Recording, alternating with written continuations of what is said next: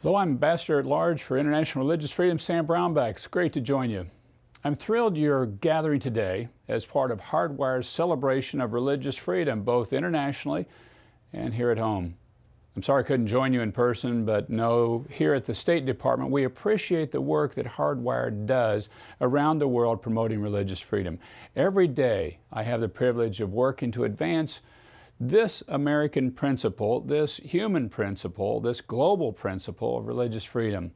This liberty drove our pilgrim ancestors to cross an ocean, headed for the shores of the New World, seeking a land where they could worship freely as they saw fit. But religious liberty isn't merely an American right. It's a universal right. It's a human right for all people everywhere. It's a God-given right. It flows from the inherent human dignity of each individual. So this is a God-given right that no government has the right to interfere with. Everyone is entitled to do with his or her own soul as they see fit. To have a faith, to not have a faith, to convert and pick a different course of action according to your own conscience. All of these are your right. The government's role in all of this is a simple one. It's to protect the right of religious freedom. It's not to pick a winner or loser. It's not to pick a particular faith or another one, to favor it. The government's role is to protect and defend the right to religious freedom, period, full stop. In the United States, we are pursuing and supporting this right aggressively around the world. Religious freedom is a top foreign policy priority of this administration. The President's commitment isn't one of hollow words at all, but of decisive actions. From his tireless advocacy of Pastor Andrew Brunson, who was wrongly imprisoned in Turkey, to Secretary Pompeo's hosting the first ever ministerial to advance religious freedom, this administration is committed to advancing religious freedom.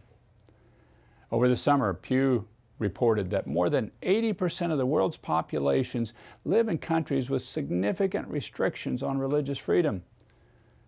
We see it in so many places. We see it in China.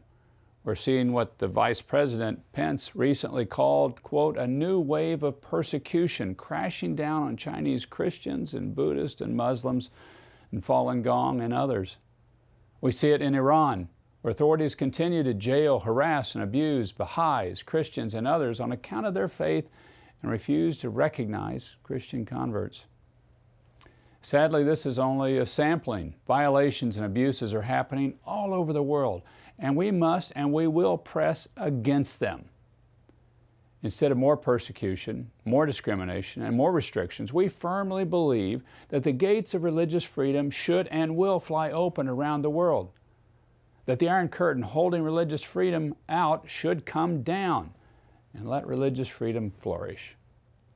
I travel around the world talking not only about the beauty of this right, but the benefits a nation experiences when they advance religious freedom. We continue to see in academic studies that when a nation embraces religious freedom, they see less terrorism and more economic growth. Alongside security and economic opportunity, religious freedom also releases something more. There's a spiritual capital that's released. It's the strengthening of civil society. It's religious volunteer groups forming hospitals and schools and food drives. It's men and women motivated by their faith or conviction that they ought to help somebody else.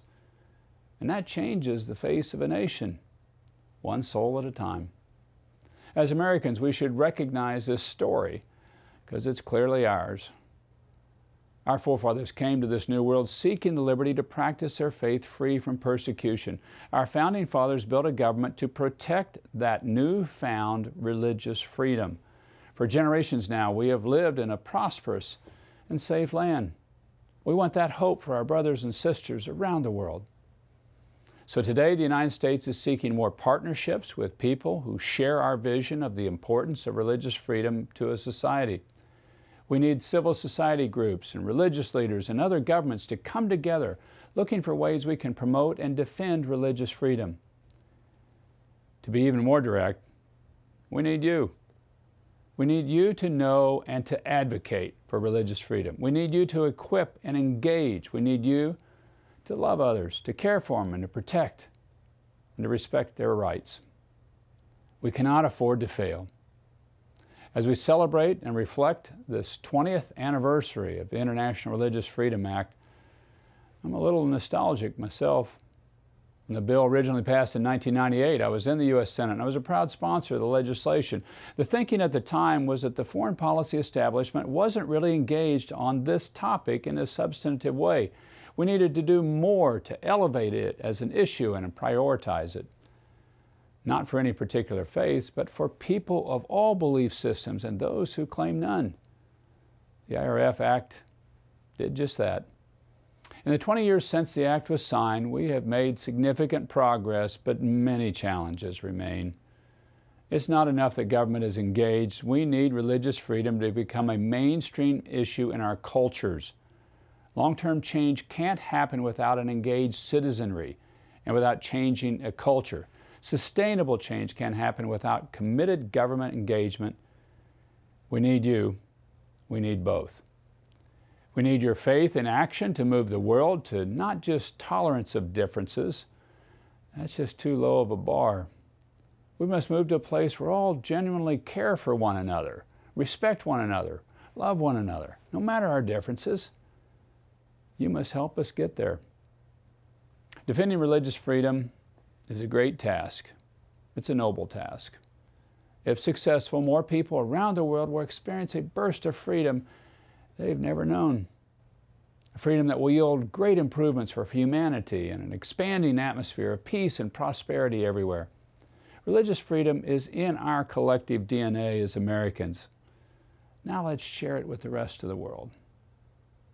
Thank you so much. I encourage your actions. God bless you all.